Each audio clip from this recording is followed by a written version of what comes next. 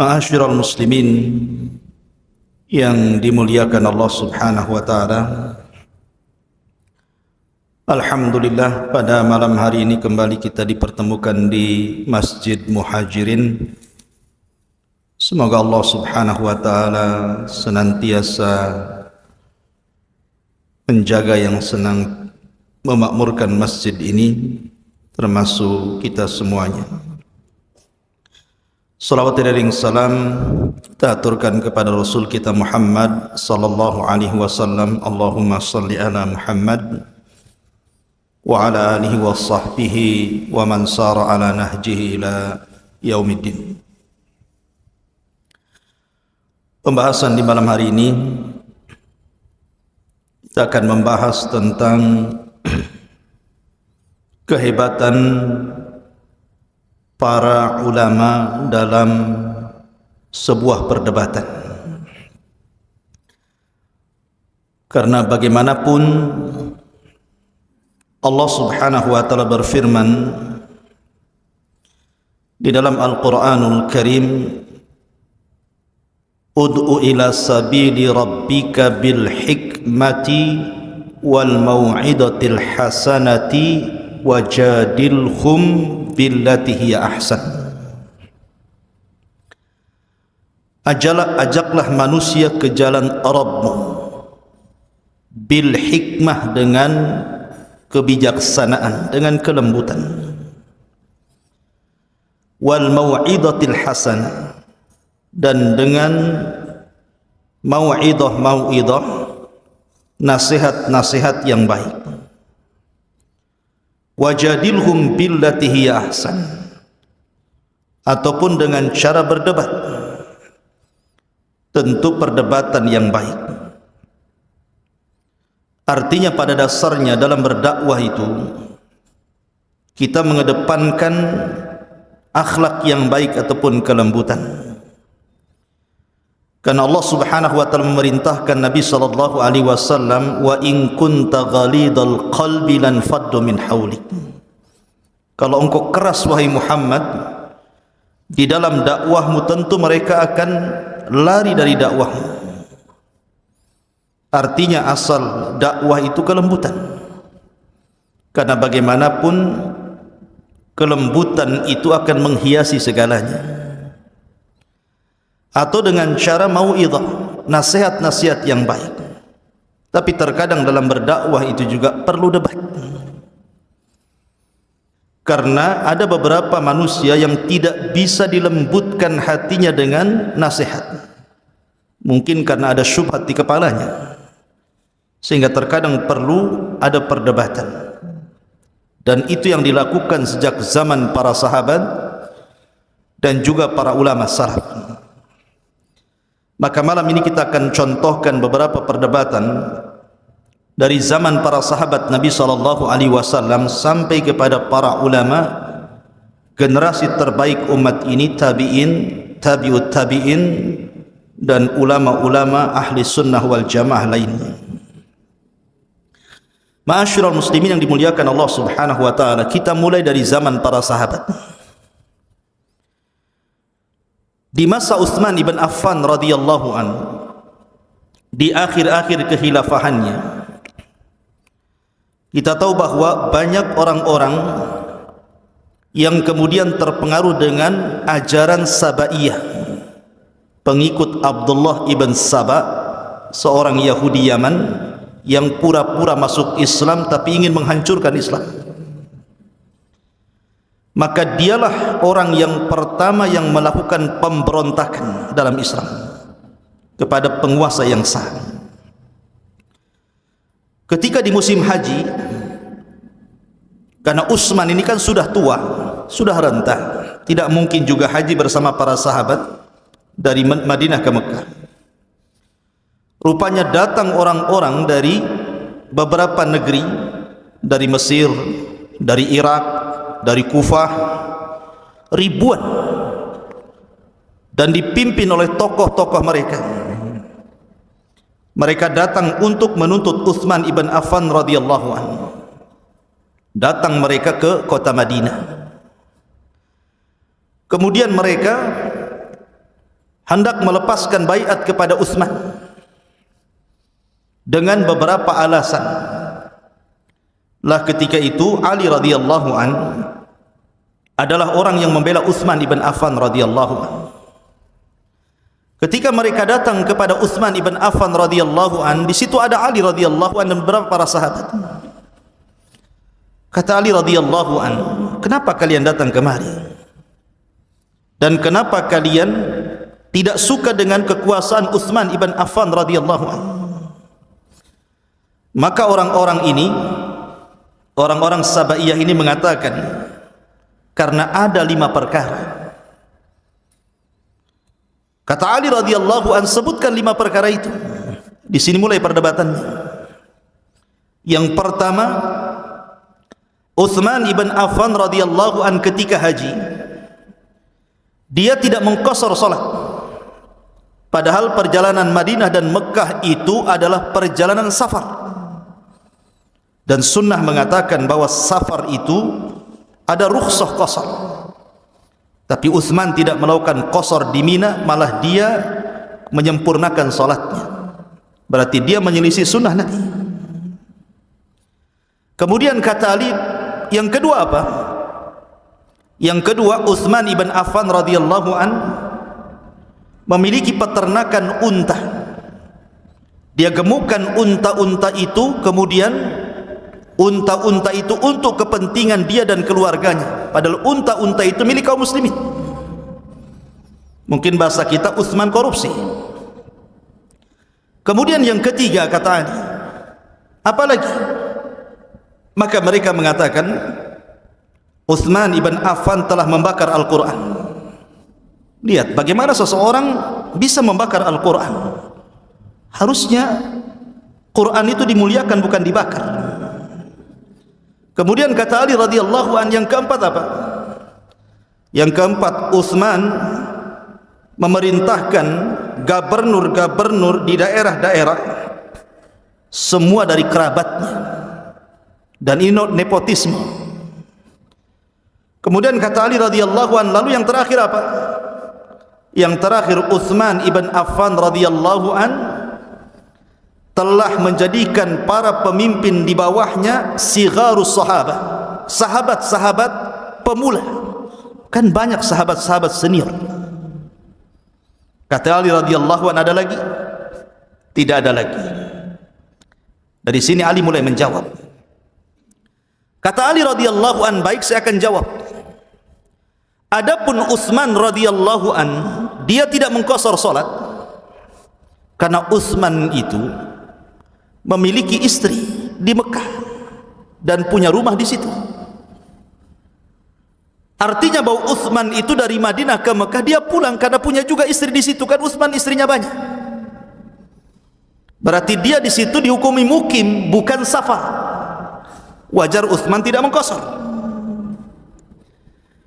Kemudian yang kedua, tuduhan kalian kepada Utsman bahwa Utsman menggemukkan unta-unta itu untuk kepentingannya, saya sebagai saksinya bahwa Utsman tidak ada tujuan untuk kepentingan dia dan keluarganya.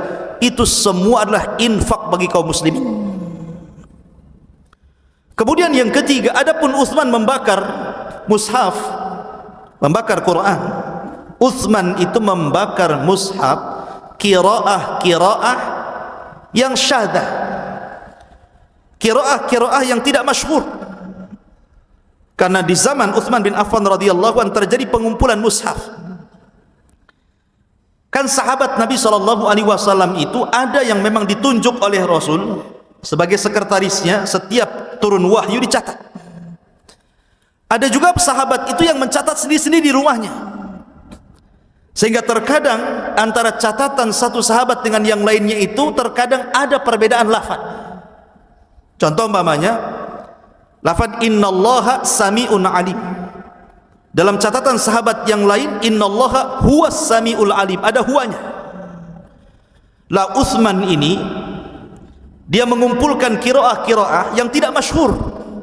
Dari catatan-catatan semua para sahabat dikumpulkan, kemudian yang tidak masyhur itu dibakar. Kemudian ditetapkan yang satu saja supaya tidak terjadi perselisihan kaum muslimin, maka jadilah Mushaf Utsmani, dan itu tujuannya baik. Adapun kemudian Utsman ibn Affan radhiyallahu an nepotisme, dia menjadikan kerabat-kerabatnya menjadi pemimpin. Bukankah Nabi SAW juga sama? Yang menjadi pemimpin di zaman Rasul hanyalah orang-orang Quraisy, dan seluruh khulafaur rasyidin juga semua dari Quraisy. Abu Bakar dari Quraisy, Umar dari Quraisy, Utsman dari Quraisy, Ali dari Quraisy, gitu. Tidak ada orang muhajirin, semua orang, enggak ada orang Ansar, semua orang muhajirin. Lalu apa salahnya? Adapun kemudian Utsman, dia menjadikan para pemimpin di bawahnya sigharus sahabat, sahabat-sahabat pemula, bukan sahabat-sahabat senior. Rasul juga pernah melakukannya. Nabi SAW pernah memerintahkan Usamah bin Zaid yang ketika itu usianya di bawah 20 tahun untuk memimpin perang di akhir hayat Rasul untuk melawan orang-orang Romawi, sementara pasukannya Abu Bakar, Umar, Utsman, Ali dan sahabat-sahabat besar. Lalu apa salahnya? Dari sini kemudian mereka tidak bisa bicara, kemudian mereka pergi.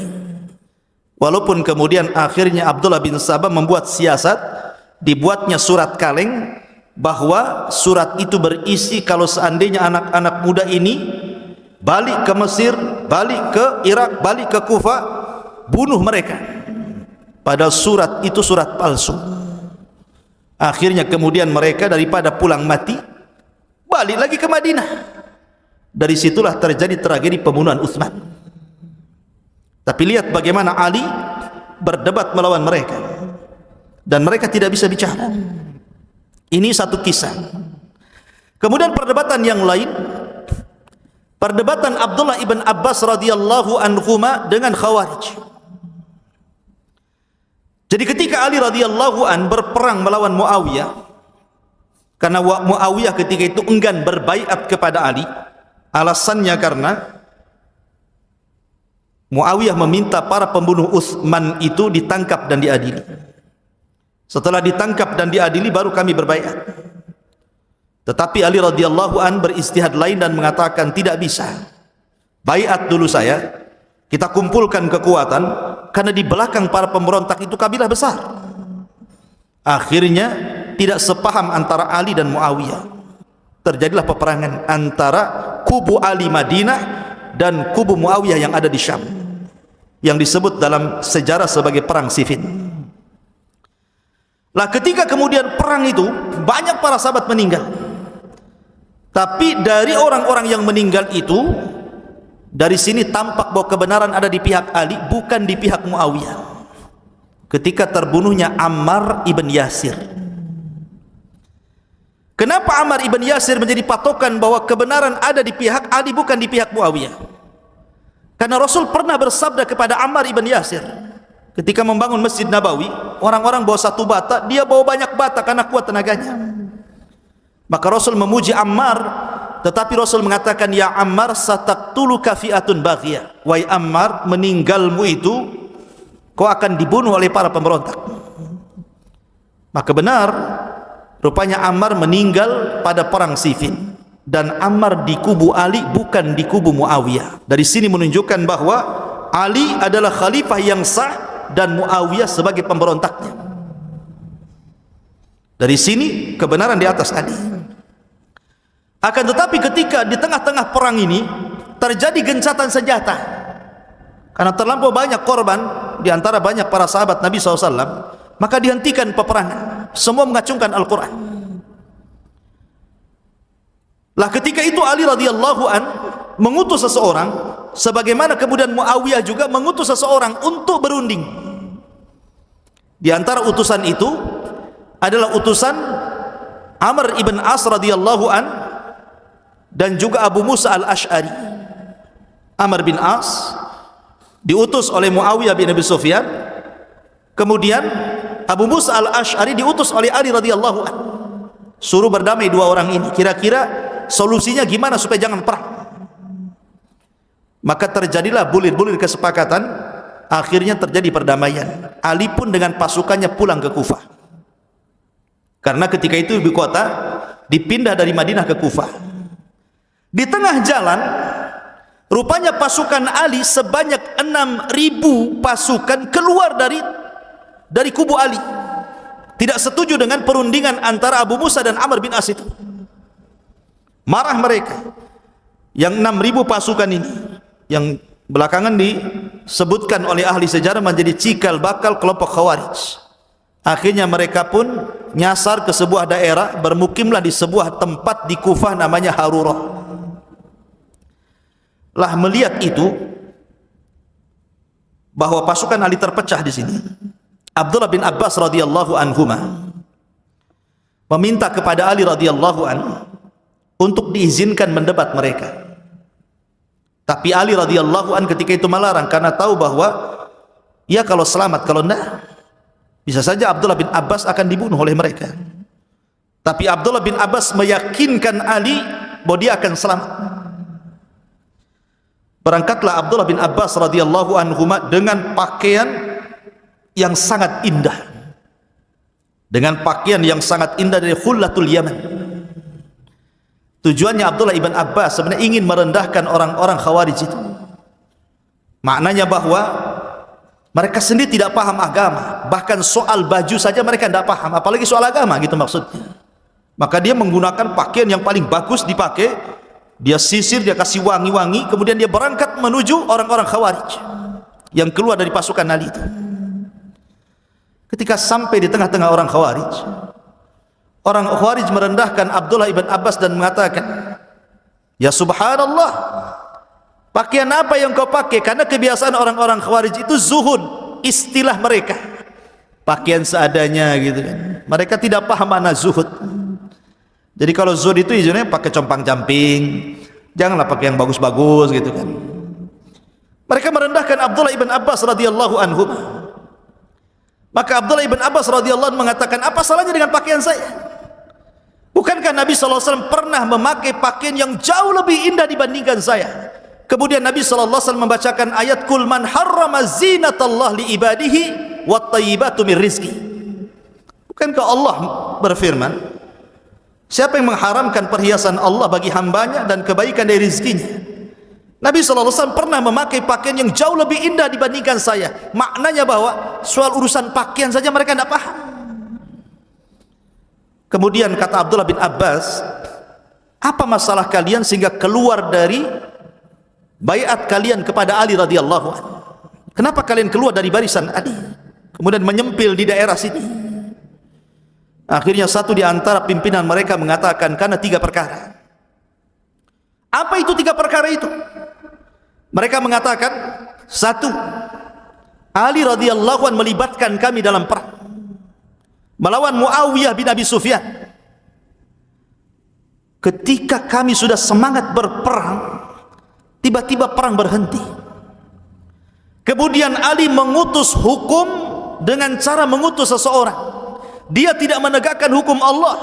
Kenapa Ali radhiyallahu an dalam urusan besar meletakkan seseorang untuk memutuskan hukum ini? Padahal hukum itu milik Allah. La hukma illallah, tidak ada hukum kecuali hukum Allah. Wa man lam yahkum bima anzalallah faulaika humul kafirun. Barang siapa yang tidak berhukum dengan hukum Allah, kafir dia, katanya. Oh, gara-gara itu? Ya. Yang kedua apa? Yang kedua, kenapa kita berhenti perang? Kenapa tidak dilanjutkan sampai siapa yang kalah, siapa yang menang? Kemudian ketika kita sudah hampir mengalahkan mereka, tiba-tiba Ali melarang kami untuk menawan tentara Muawiyah. Tidak boleh mengambil harta ghanimahnya. Ini maksudnya apa? Kalau seandainya orang-orang Muawiyah itu adalah orang kafir, harusnya halal harta rampasan perangnya dan halal orangnya untuk ditawan. Kalau seandainya mereka muslim, kenapa Ali ngajak kami perang? Kenapa kita memerangi orang sesama muslim? Oh, ini subhat yang kedua nih. Lalu yang ketiga, Ali menghapus dalam perjanjian antara dia dan Muawiyah, dia tidak mau disebut Amirul Mukminin. Kalau dia tidak mau disebut Amirul Mukminin, berarti dia Amirul Kafirin.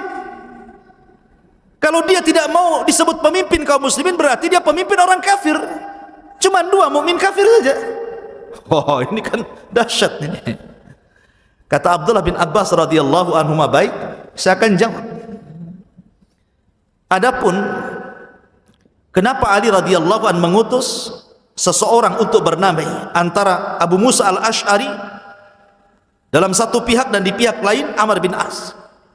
Bukankah Al-Quran mengatakan fab'athu hakaman min ahlihi wa hakaman min ahliha? Apabila suami istri bermasalah, kemudian keduanya tidak bisa berdamai, apa yang dilakukan? Utuslah satu utusan dari keluarga laki-laki dan utuslah satu utusan dari keluarga perempuan, biar utusan itu yang berdamai. Karena Ali dan Muawiyah tidak bisa didamaikan, perang terus, maka dibuat utusan. Apa salahnya? Quran menganjurkan seperti itu. Yang kedua, kalau kalian mengatakan bahwa kenapa kami tidak boleh menahan tawanan mereka, sekarang saya tanya, Aisyah radhiyallahu anha ummul mukminin, dia membela siapa? Dia membela Muawiyah, membela Utsman, kematian Utsman. Dia di kubu Muawiyah. Apakah kalau seandainya Aisyah radhiyallahu anha kalian tangkap kemudian kalian tawan, bagaimana mungkin kalian menawan istri Nabi sallallahu alaihi wasallam? Di mana marwahnya? Adapun kemudian Ali radhiyallahu an menghapus nama Amirul Mukminin, Rasul pun pernah menghapus nama Nabiyuhu wa Rasuluhu. Titel kenabian dan kerasulannya pernah dihapus dalam perjanjian Hudaybiyah. Rasul hanya mengatakan Muhammad bin Abdullah dan tidak disebut Rasuluhu wa Nabiyuhu, Rasulnya dan Nabinya. Tidak disebut titelnya. Dari sini, dari 6.000 orang yang keluar dari pasukan Ali, akhirnya kembali beberapa ribu, dan yang tersisa beberapa ribu saja yang kemudian diperangi Ali radhiyallahu anhu dan diberantasnya. Terjadi perdebatan, akhirnya menghasilkan buah banyak orang yang kembali kepada pasukan Ali. Ini kisah yang kedua, perdebatan di zaman para sahabat. Kemudian juga kejadian di masa Abdullah bin Mas'ud radhiyallahu anhu, ketika Abu Musa al-Ash'ari melihat di Masjid Kuba ada beberapa orang yang melakukan halaqah zikir. Pimpinan mereka mengatakan tasbih 100 kali, maka mereka bertasbih 100 kali. Takbir 200 kali, maka mereka bertakbir 200 kali.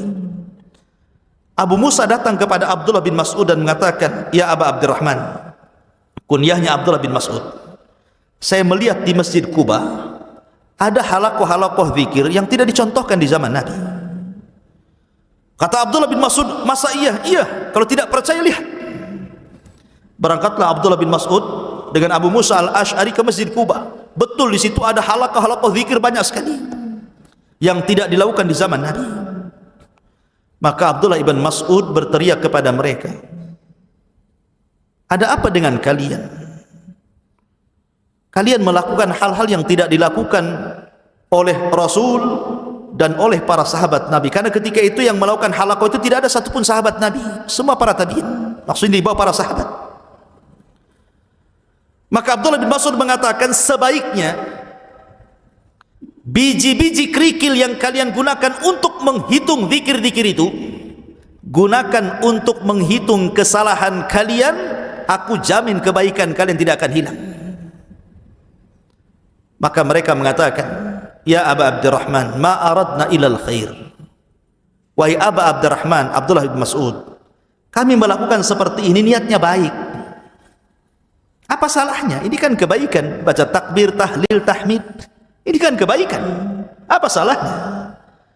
Maka Abdullah bin Mas'ud radhiyallahu anhu mengatakan, "Kam lil muridil khairi la yusibah." Ingat ya, berapa banyak orang yang dalam hatinya menghendaki kebaikan tapi tidak diberikan ganjaran oleh Allah Subhanahu wa taala. Apakah kalian lebih berpetunjuk dibandingkan Rasul, ataukah kalian sengaja membuka pintu kesesatan? Akhirnya mereka bubar. Itu dibubarkan Abdullah ibn Mas'ud. Rupanya ketika terjadi perang Nahrawan antara Ali dan kubu Khawarij, orang-orang yang melakukan halaqah zikir yang ditegur Abdullah ibn Mas'ud itu, mereka semua berada di belakang tentara Khawarij. Kata Al-Imam Al-Barbahari rahimahullahu ta'ala, lihat, terkadang kesesatan itu berawal dari yang kecil, kemudian membesar, akhirnya menjadi kufur. Ini di zaman para sahabat, banyak perdebatan di zaman para sahabat. Cuman kita akan, karena waktu juga, kita masuk pada perdebatan para ulama. Zaman para tabi'in, tabi'ut tabi'in, atba'ut tabi'in. Abu Hanifah, tabi'in berarti Abu Hanifah. Karena Abu Hanifah itu pernah melihat sahabat Nabi Anas bin Malik. Makanya para ulama memasukkan Abu Hanifah itu tabi'in, generasi kedua setelah sahabat, karena pernah melihat sahabat walaupun tidak meriwayatkan dari sahabat. Karena Anas bin Malik itu usianya panjang sampai 100 tahun, anaknya banyak, Anas bin Malik itu, dan dia sahabat yang terakhir meninggal di Basra. Lah, suatu ketika Abu Hanifah ini masih kecil. Abu Hanifah itu masih kecil. Dia punya guru namanya Hammad. Hammad itu guru yang sangat mempengaruhi Abu Hanifah. Abu Hanifah ini suatu ketika bermimpi, mimpinya aneh. Dalam mimpinya itu, dia melihat ada pohon besar sekali, rindang. Tiba-tiba ada babi. Babi ini jalan menuju pohon itu, kemudian bernaung di bawah pohon itu babi itu. Ketika lagi enak-enak dia duduk di bawah pohon itu, babi itu, tiba-tiba ada dahan jatuh, ranting patah, kemudian jatuh, kena pula kepala babi itu. Babi ini langsung lari, kaget. Tapi selang beberapa waktu babi ini datang lagi, kemudian duduk lagi di bawah pohon itu. Aneh mimpinya. Abu Hanifah ingin bertanya kepada gurunya Hammad tentang takwil mimpi ini. Datanglah Abu Hanifah. Dia murid yang paling kecil, Hammad masih kecil usianya. Wahai Imam Hammad, aku bermimpi seperti ini. Tapi ketika itu Hammad tidak mengomentari mimpinya Abu Hanifah. Justru Hammad itu kayaknya ada sesuatu dalam pikirannya itu, kayak orang bingung.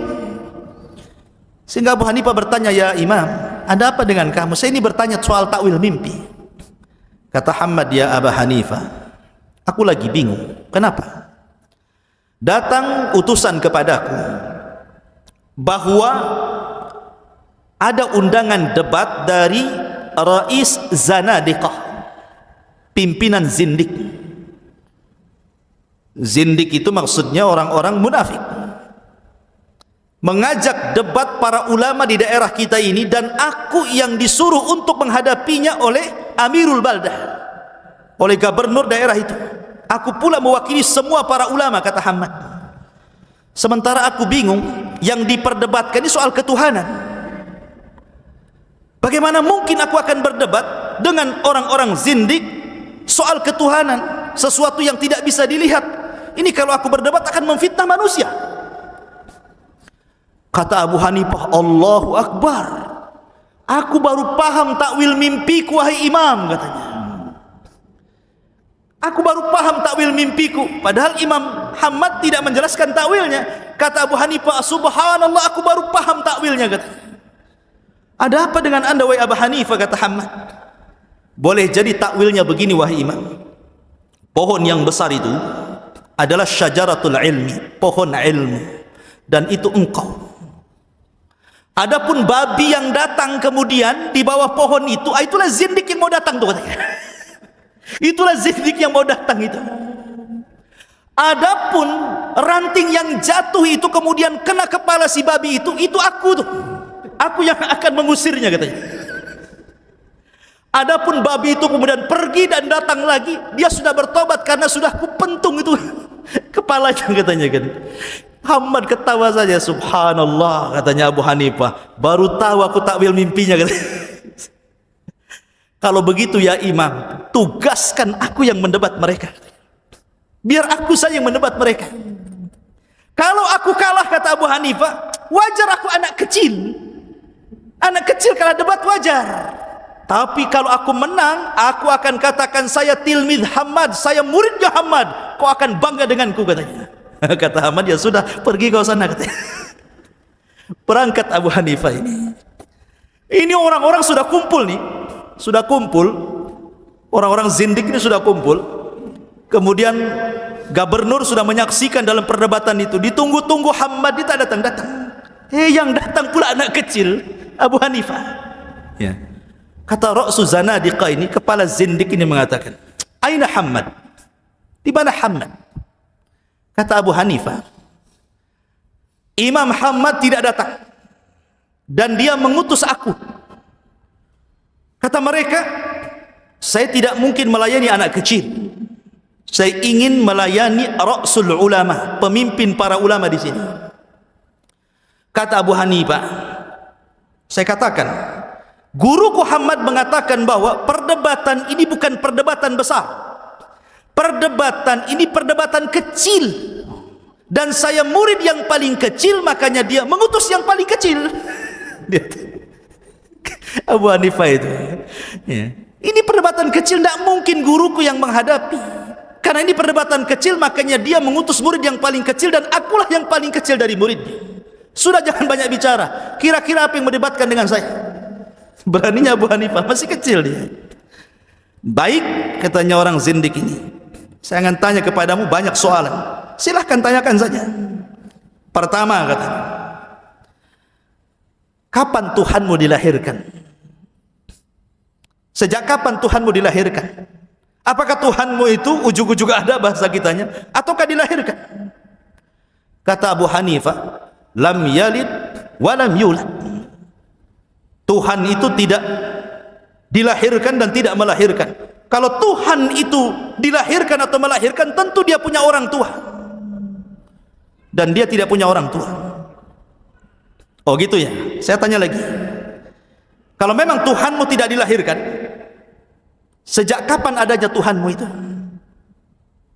Kapan waktunya? Maka kata Abu Hanifah, "Tuhanku dan Tuhan kalian itu sudah ada sejak belum ada waktu, belum ada tempat, belum ada apapun di alam semesta ini, dia sudah ada." Saya akan tanya balik, kata Abu Hanifah, "Berapa angka sebelum 3? Mereka mengatakan 2. "Berapa angka sebelum 2? Mereka mengatakan 1. "Berapa angka sebelum 1? Enggak ada," katanya kan. Kata Abu Hanifah, "Kalau angka saja sebelum 1 tidak ada apa-apa, maka sama juga dengan Allah. Ketika Allah itu ada, maka sebelumnya tidak ada apa-apa. Tidak ada waktu, tidak ada tempat, tidak ada apapun. Dia satu-satunya. Kalau terjadi kepada angka, kenapa tidak terjadi kepada Allah Azza wa Jalla?" Mereka terdiam. Kemudian mereka mengatakan, "Ya Abu Hanifah, kalau begitu, kemana Tuhanmu mengarah? Kalau seandainya Tuhanmu mengarah ke barat, kemudian orang-orang barat bermaksiat, akhirnya mengarah lagi ke timur, rupanya orang-orang timur bermaksiat, kemudian mengarah lagi ke selatan, rupanya orang selatan bermaksiat, dan begitu seterusnya. Sebenarnya Tuhanmu itu ngarah kemana? Ke barat kah? Ke timur kah? Atau kemana?" Kata Abu Hanifah, "Gini saja, kamu lihat lampu ini, lampu yang menerangi di sini. Ketika kita nyalakan lampu di sebuah ruangan, kemana arah cahaya lampu itu? Apakah arah cahaya lampu itu ke satu titik, ke barat saja, atau ke utara saja, atau ke timur saja, atau ke selatan saja?" Maka mereka mengatakan, "Ya, cahayanya ke semua arah," katanya. Kalau itu terjadi pada lampu, bahwa cahayanya bisa mengarah ke semua arah, maka Allah, Tuhanku dan Tuhan kalian, tentu lebih hebat dibandingkan lampu. Dia tidak mengarah ke satu titik, tapi semua mengarah ke satu alam semesta ini. Setelah itu mereka bertanya lagi, "Ya Abu Hanifah, kalau begitu siflana rabbak, coba sifatkan Tuhanmu kepada kami. Apakah dia padat seperti batu? Apakah dia cair seperti air? Ataukah dia melayang seperti asap? Tuhanmu itu seperti apa?" katanya. Kata Abu Hanifah, "Pernah enggak kau duduk di samping orang sakit? Pernah? Pernahkah kau melihat orang sakit sampai mati? Pernah? Oh, kau lihat orang itu mati? Iya, kami melihat dia mati. Kamu melihat kematiannya? Kami melihat kematiannya. Orang hidup itu karena ruh. dan orang mati karena ruhnya hilang. Berarti kalian melihat ruh ya? Berarti kalian melihat ruh ya?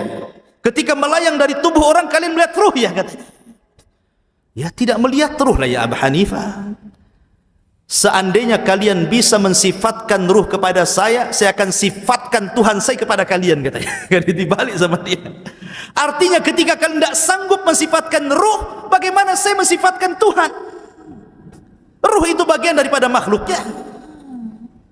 Akhirnya mereka terdiam. Sampai akhirnya mereka bertanya lagi soal penduduk sorga. Ya Abu Hanifah, saya dengar bahwa penduduk sorga itu kerjanya makan minum, tapi tidak buang hajat. Kok bisa? Katanya. Kan gitu ya. Makan aja, minum saja. Lalu isi perutnya kemana dibuang? Kata Abu Hanifah, begini saja, saya, kalian, atau semua orang pernah hidup di dalam perut ibu kita kan? 9 bulan. Dan bayi dalam kandungan ibu itu tidak mungkin tidak ada asupan makanan dan minuman. Pasti ada asupan makanan, pasti ada asupan minuman. Lalu kemana bayi itu beraknya? Apa ada toilet dalam perut ibu kalian? Ada toilet dalam perut ibu kalian gitu kan? Kan tidak ada. Itu terjadi kepada kita di dunia, apalagi di akhirat, di sorga. Allah ala kulli syai'in qadir. Allah segala sesuatu mampu. Kenapa kalian bertanya soal itu? Kemudian ya Abu Hanifah, baik. Saya dengar di sorga itu kenikmatan bertambah.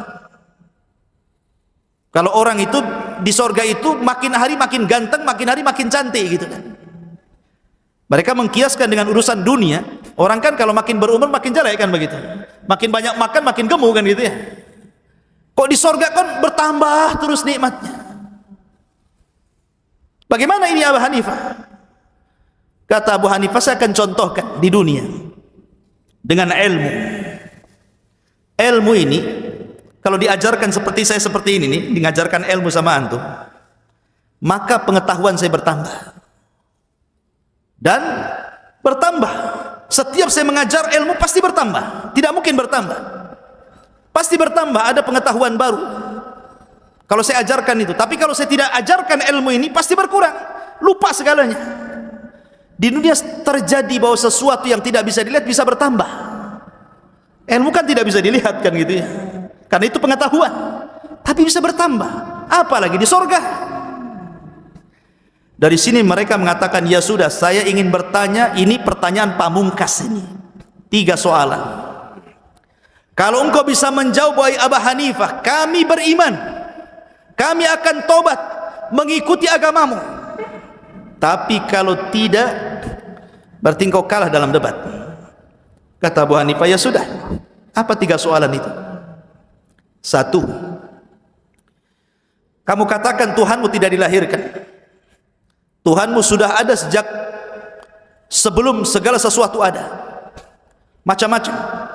Sekarang tunjukkan kepadaku bagaimana cara melihat Tuhanmu. 1. Yang kedua, Tuhanmu telah menciptakan iblis atau jin dari api. Kemudian dia bermaksiat kepada Allah, akhirnya dia dimasukkan ke dalam neraka, dan neraka itu api. Macam mana api diadab dengan api? Apa yang akan dirasakan? Harusnya sesuatu yang tercipta dari api diadab dengan air lah, supaya dia padam kan gitu. Kemudian yang ketiga, saya dengar bahwa segala sesuatu itu terjadi karena takdir Allah. Ya, kata Abu Hanifah. Lalu apa manfaatnya pahala dan dosa kalau semua sudah ditakdirkan? Contoh kita ngaji ini sudah ditakdirkan. Lalu apa kemudian kaitan dengan pahala dan dosa? Kalau kita sholat sudah ditakdirkan, ngapain kita mencari pahala? Memang takdirnya sudah sholat kan gitu. Kalau seseorang maksiat, memang takdirnya dia maksiat. Apa urusan dengan pahala dan dosa gitu maksudnya? Kata Abu Hanifah, oh, kalau untuk 3 pertanyaan ini tidak bisa kujawab dengan lisan katanya. Ini harus dijawab dengan perbuatan. Terserah engkaulah Abu Hanifah, mau dengan lisan mau dengan perbuatan, yang penting jawab 3 soalan ini. Kata Abu Hanifah, dia izin kepada Amirul Baldah itu, kepada gubernur, Maaf Pak Gubernur, ada enggak bejana yang terbuat dari tanah? Oh ada, datangkan kemari. Ada mangkok dari tanah, diisi air. Bangkitlah Abu Hanifah, ini anak-anak, mendekati pemimpin zindik ini, lo dikepruk kepalanya sama itu. Dia ambil bejana, pas dekat dipukul kepalanya, buak gitu kan, keluar darahnya. Jadi pemimpin zindik ini mengatakan kepada Amir, ya Amir, lihat kelakuan Abu Hanifah, dia tidak menjawab malah menyakiti saya, katanya. Hukum dia wahai Amir, katanya. Kata Amir, ya Abu Hanifah, kenapa kau tak jawab, kenapa kau menyakiti orang? Kata Abu Hanifah, begitu jawabannya, itu jawabannya. Amir makin bingung, semua orang bingung. Apa maksud wahai Abu Hanifah? Orang itu sampai menjerit dan berdarah. Kata Abu Hanifah, begini Amir, dia mengatakan bahwa saya disuruh mensifatkan Tuhan. Bagaimana cara melihat Tuhan? Ya Tuhan tidak bisa dilihat. Saya ingin tanya kepada anda wahai ra'su zanadiqah, kamu waktu saya kepruk kepalamu itu sakit atau tidak? Sakitlah, mau dikepruk ya sakit. Pukul ya sakit kan gitu ya. Saya tanya sama kamu, coba sifatkan sakitmu seperti apa? Sakitmu itu bentuknya kayak apa? Kotak kah, segitiga kah, segi empat kah? Seperti apa sakitmu itu? Kau kan hanya bisa merasakan saja sakit, tetapi kamu tidak bisa menggambarkan bentuk sakitnya kayak apa. Sama dengan Tuhanku, kita tidak bisa melihat Tuhan kita, tapi kita bisa merasakan keberadaannya. Satu. Yang kedua, bukankah kita tercipta dari tanah? Yang saya pukulkan kepalamu itu tanah, bukan besi. Katanya kalau seandainya setan terbuat dari api, diazab dengan api, tidak merasakan apapun, kenapa kau kesakitan? Harusnya kau diam saja lah, kan begitu. Kan sama-sama dari tanah, katanya kan itu. Kemudian yang ketiga, bukankah ketika aku pukul kepalamu kau menjerit tadi? Ini semua takdir Allah kan, sudah ditulis Lauhil Mahfuz kan. Iya, sudah ditulis Lauhil Mahfuz, kata pemimpin zindik. Lalu kenapa kau teriak sama raja minta tolong? Gitu. Harusnya kau diam saja kalau sudah ditulis. Kenapa kau minta sama raja supaya menghukum aku? Menunjukkan bahwa dalam takdir itu bukan berarti semata-mata menyandarkan kepada takdir, tapi di situ juga ada pahala dan dosa. Ya. Ada pahala walaupun sudah ditakdirkan, tetap aja kita sholat, kita menjauh maksiat, kita cari pahala, menghindari dosa. Ya. Dari situ terdiamlah orang ini. Akhirnya kemudian mencium kening Abu Hanifah, dan mereka pun sadar itu takwilan tadi, takwilan mimpi Abu Hanifah. Ini perdebatan terjadi antara Abu Hanifah dengan Zanadiqah. Kemudian juga Abu Hanifah pernah berdebat dengan orang Khawarij. Bayangkan orang Khawarij ini, mereka mengkafirkan para pelaku dosa besar karena kaidah mereka begitu, siapapun yang melakukan perbuatan dosa besar kafir di dunia, kalau mati masuk neraka dan kekal di dalamnya. Itu keyakinan Khawarij. Keyakinan ahli sunnah tidak. Orang yang melakukan dosa besar menurut ahli sunnah itu, dia tidak kafir, dia tetap mukmin, tetapi naqisul iman, imannya kurang. Karena iman itu terkadang bertambah dengan taat, terkadang kurang karena maksiat. Contohnya orang minum khamr, itu kan dosa besar. Orang Khawarij mengatakan peminum khamr itu kafir, tapi kita ahli sunnah mengatakan tidak kafir, tetap dia mukmin tapi lagi kurang imannya karena dia maksiat. Jadi suatu ketika di masjid Kufah itu ada dua jenazah. Jenazah seorang muslim, satunya muslimah. Yang satunya si muslim ini mati karena minum khamr, overdosis, mungkin yang diminum oplosan, mati dia. Yang satunya seorang wanita berzina kemudian hamil saat melahirkan, mati. Abu Hanifah datang ingin menyolatkan dua jenazah ini, dihadang sama orang Khawarij berdua sambil mengacungkan pedang dan mengatakan, ya Abu Hanifah, hendak kemana kau pergi? Saya ingin menyolati dua orang muslim dan muslimah itu, yang satu minum khamar mati, yang satu berzina hamil kemudian mati. Kata orang Khawarij ini, ya Abu Hanifah, saya ingin tanya sebelum kau masuk ke masjid, bagaimana hukum keduanya? Kalau kau katakan keduanya kafir, kau di atas manhaj kami, kau selamat. Tapi kalau seandainya kau katakan keduanya mukmin, lepas lehermu dengan pedang kami. Kata Abu Hanifah, saya jawab boleh? Boleh. Kata Abu Hanifah, itu jenazah berdua itu orang Yahudi ya? Bukan, dia Muslim, tapi dia mati dalam kondisi minum khamar, yang satunya berzina. Oh, berarti bukan orang Yahudi? Bukan. Kalau gitu dia Nasrani. Bukan, dia Muslim, tapi dia mati minum khamar sama berzina. Oh, berarti bukan Nasrani? Bukan. Kalau begitu dia Yahudi, dia Majusi. Bukan Majusi, dia Muslim. Mati meninggal karena minum khamar sama berzina. Lah kalau kalian mengatakan Muslim, selesailah kan gitu. Kalian mengatakan Muslim. Dari situ geleng-geleng orang ini. Saya tidak menghukumi dia Muslim, kalian sendiri yang mengatakan Muslim. Saya tanya Yahudi, kalian bukan. Saya tanya Nasrani, kalian katakan bukan. Saya tanya Majusi, kalian katakan bukan. Justru kalian mengatakan Muslim. Ya sudah selesai, berarti dia Muslim. Biarkan saya sholat sama dia. Saya sholati dia, katanya kan. Masyarul muslimin yang muliakan Allah Azza wa Jalla. Oke, saya ingin tanya lagi. Kalau keduanya mati Abu Hanifah, kemana mereka pergi? Ke surga kah, ke neraka kah? Maka Abu Hanifah mengatakan, saya tidak bisa mengatakan surga atau neraka, tapi saya ingat perkataan Isa bin Maryam atau Musa ibn Imran mengatakan, in tu'adzibhum fa innahu ibaduk wa in taghfir lahum fa innaka antal azizul hakim. Kalau engkau mengadab mereka, itu hambamu ya Rabb. Tapi kalau engkau mengampuni mereka, maka memang engkau adalah zat yang maha pengampun lagi bijaksana. Itu urusan Allah. Saya tidak bisa menghukumi masuk surga atau masuk neraka, katanya kan. Ma'asyiral muslimin, ini perdebatan Abu Hanifah yang kedua. Kemudian perdebatan yang ketiga, Abu Hanifah ini pernah berdebat dengan Muhammad Al-Baqir. Muhammad Al-Baqir ini ulama ahli sunnah juga. Ulama ahli sunnah, keturunan Nabi SAW, sangat disanjung oleh Syiah.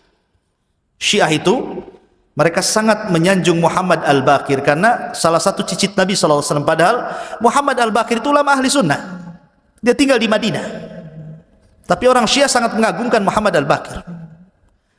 Nah, suatu ketika Muhammad Al-Baqir ini mendengar bahwa Abu Hanifah ini mendahulukan akal dibandingkan hadis Nabi SAW, karena tadi kecerdasannya kan sudah tahu kita bagaimana cerdasnya beliau menggunakan akal dia untuk membantah orang maksudnya.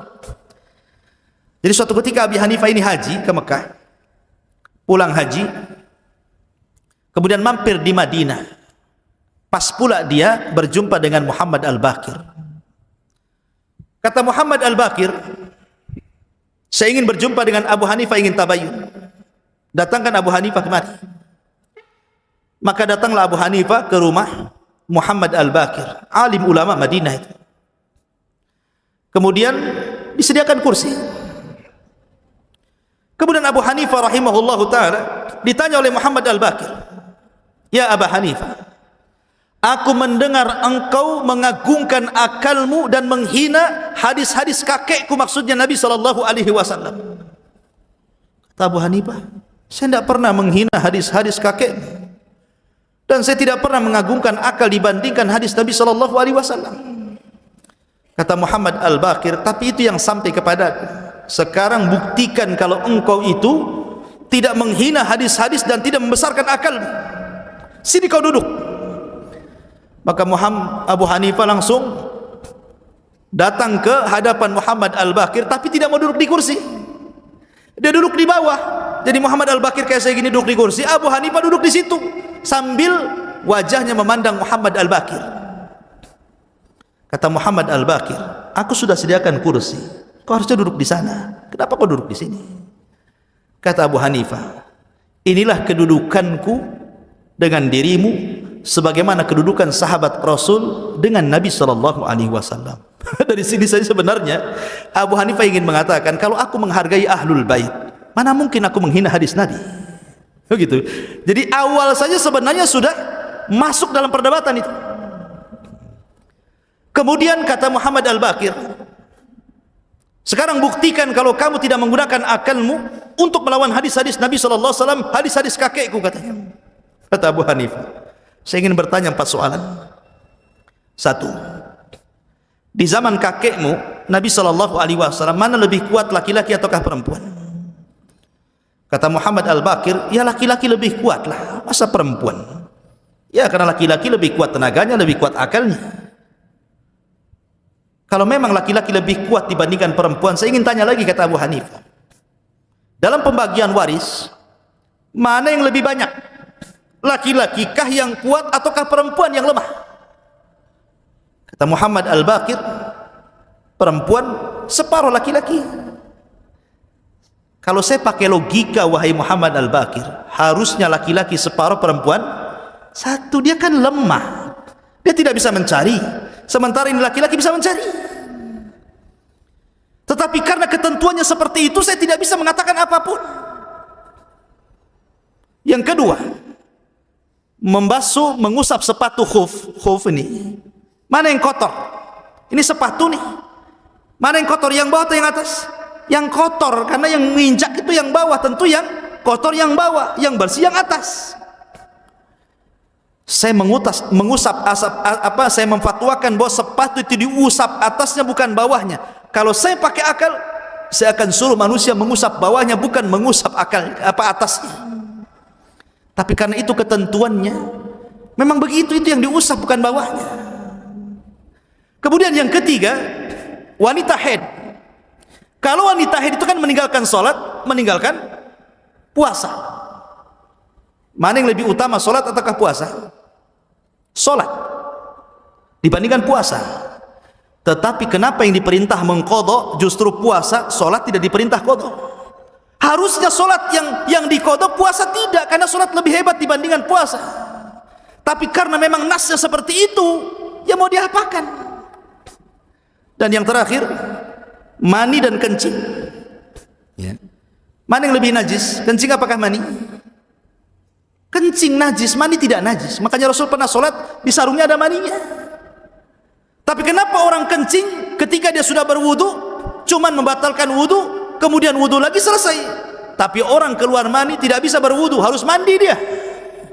Secara akal, harusnya yang mandi itu yang najis, yang tidak mandi itu yang tidak najis. Tapi karena memang itu nasnya, mau diapakan lagi? Dari sini Muhammad Al-Baqir baru tahu bahwa tujuan Abu Hanifah bukan itu. Jadi akal yang digunakan Abu Hanifah itu memperkuat dalil, bukan melemahkan dalil.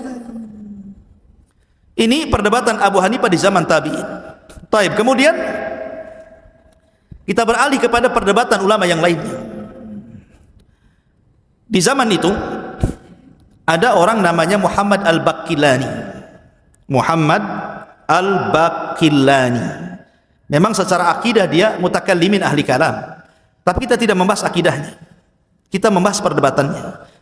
Karena walaupun dia ahli kalam, Syekhul Islam Ibn Taimiyah selalu menukilkan perkataannya. Salah satunya adalah Muhammad Al-Baqillani itu kan anak muda paling cerdas di zamannya.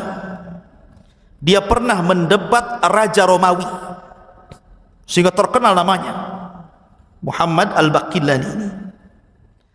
Jadi suatu ketika Muhammad Al-Baqillani ini berjumpa dengan orang Nasrani sebelum berdebat dengan Raja Romawi. Kata orang Nasrani, "Ya Baqillani, saya ini heran dengan agamamu Islam itu. Kenapa fanatik sekali? Wanita-wanita kalian tidak boleh dinikahkan dengan wanita kami Nasrani ataupun laki-laki Yahudi. Tetapi wanita-wanita kami Nasrani atau wanita-wanita Yahudi boleh pula menikah dengan laki-laki kalian." Enak sekali itu bahasanya gitu ya. Kalau pernikahan laki-lakinya Muslim, perempuannya Yahudi dan Nasrani boleh. Tapi kalau perempuannya Islam, laki-lakinya Yahudi dan Nasrani tidak boleh. Itu ketentuan Islam. Ya. Jadi mereka mengatakan orang Nasrani ini kepada Baqillani, "Fanatik sekali dirimu itu sama agamamu. Bagaimana mungkin perempuan-perempuan kalian tidak boleh nikah dengan laki-laki Nasrani ataupun laki-laki Yahudi, sementara wanita-wanita kami boleh menikah dengan kalian?"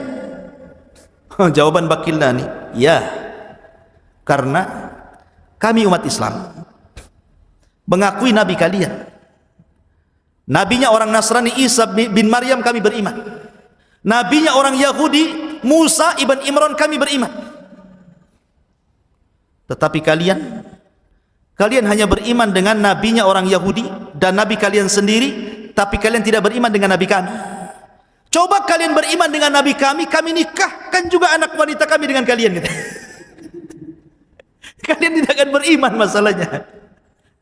Jadi jawabannya pakai logika kan, masuk juga di situ. Jadi suatu ketika Raja Romawi ini ingin berdebat dengan ulama Islam. Raja Nasrani ini sudah mengumpulkan rahib-rahibnya, pendeta-pendetanya di kerajaannya. Dia ingin meminta mana di antara ulama Islam yang cerdas berdebat dengan pendeta-pendeta kerajaan. Jadi Raja Romawi mengutus ke semua daerah pakai surat. Siapa yang berani berdebat dengan rahib-rahib mereka? Maka orang-orang pun sepakat untuk mengutus Muhammad al-Baqillani. Ya. Lah Raja Romawi ini bersiasat dengan rahib-rahibnya. Kalau Baqillani datang ke istana, suruh dia sujud kepadaku.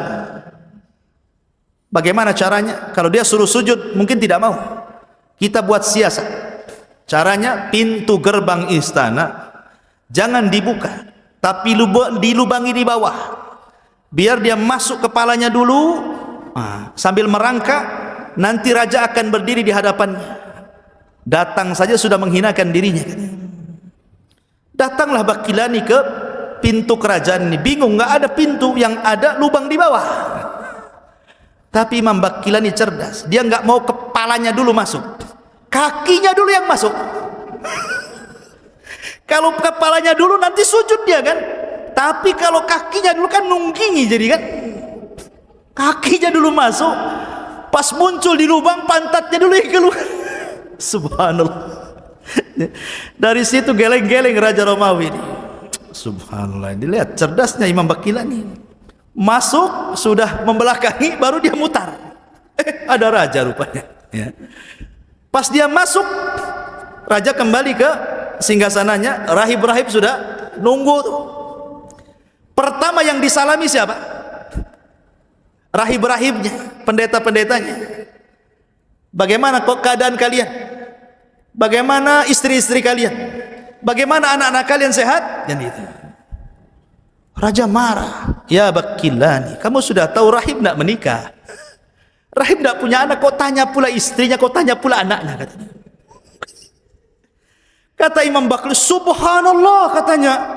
Pura-pura Imam Baqillani, subhanallah, katanya. Kalian, Tuhan kalian, maksudnya Maryam bintu Imran, melahirkan Isa. Isa ini anak siapa? Anak Maryam. Dan kalian mengatakan Maryam menikah dengan Tuhan. Artinya Maryam menikah dan punya anak.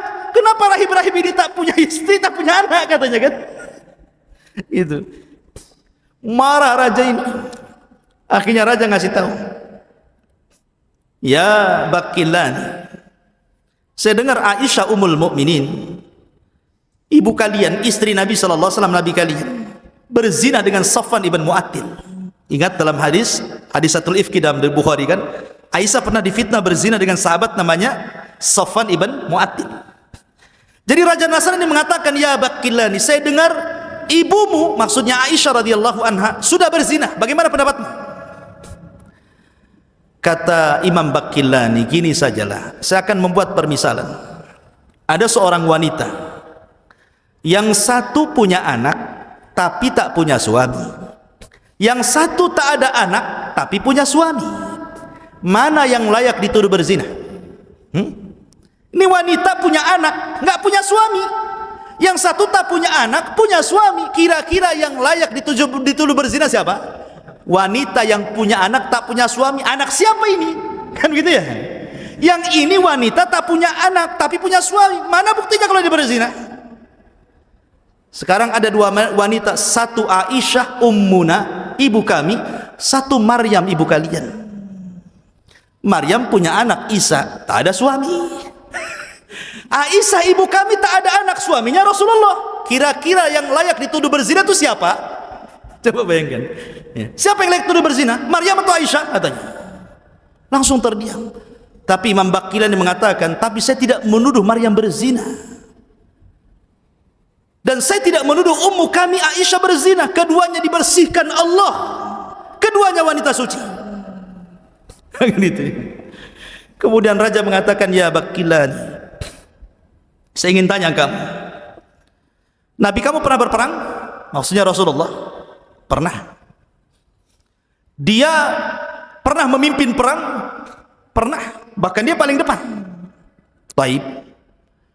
Dimenangkan dalam peperangannya? Iya, dimenangkan.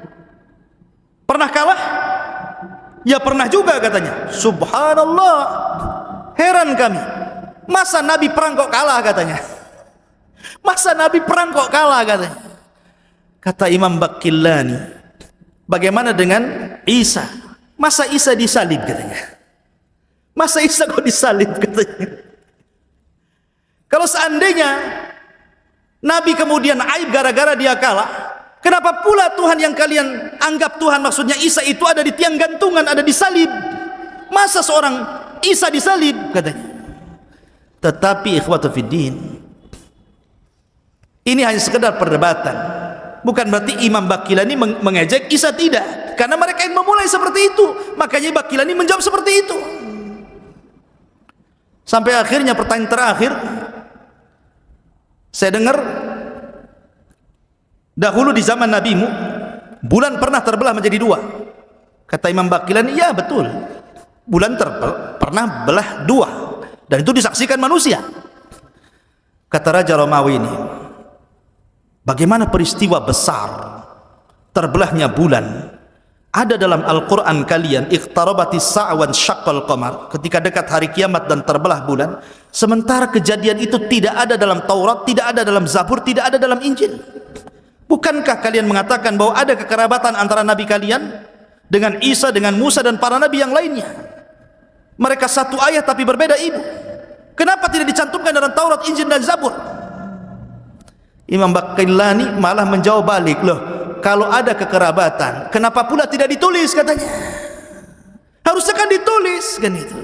Dibalik pertanyaannya kan itu. Kalian mengatakan ada kekerabatan, kenapa tidak ditulis gitu. Jadi dibalik pertanyaannya sama Imam Bakillani.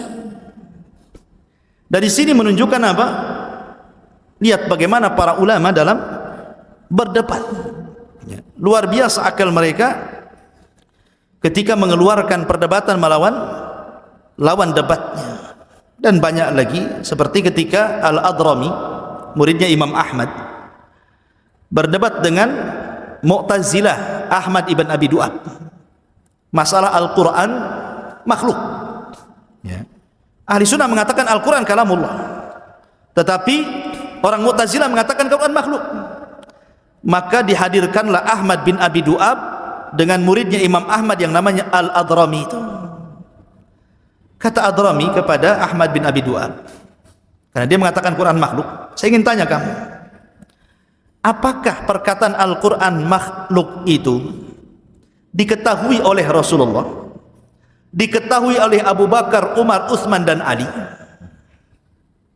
Jawab. Kalau seandainya dia mengatakan diketahui, tentu akan ada susulan pertanyaan, mana dalilnya? Kalau seandainya tidak diketahui, berarti engkau lebih cerdas dibandingkan Rasul, Abu Bakar dan Umar, kan begitu ya. Jadi ini kan repot jawabannya. Awalnya dia mengatakan tidak diketahui, akhirnya kemudian dia mencabut kata-katanya, oh diketahui.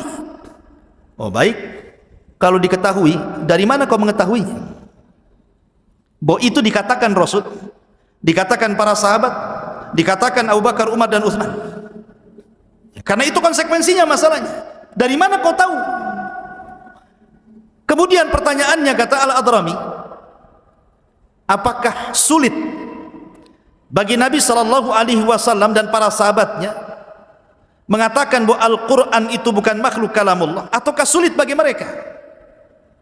Apakah sulit bagi Rasul dan para sahabat mengatakan Al-Quran makhluk, ataukah tidak sulit bagi mereka? Maka Imam Al-Adrami memaksa untuk supaya dijawab oleh Ahmad bin Abi Du'ab. Kata Ahmad bin Abi Du'ab, ya tidak sulit bagi Rasul mengatakan Al-Quran makhluk. Baik, kalau tidak sulit, sekarang mana dalilnya? Mana hadisnya kalau Rasul mengatakan seperti itu? Mana kalau Rasul mendakwahkan Al-Quran itu makhluk? Kalau kau katakan, oh sulit bagi Rasulullah, apa yang sulit bagi Rasulullah? Kenapa kalian jadi mudah bagi kalian? Harusnya kalau Rasul tidak mengatakan, jangan pula kau katakan, begitu maksudnya. Dan begitulah perdebatan para ulama ikhwatu fiddin luar biasa.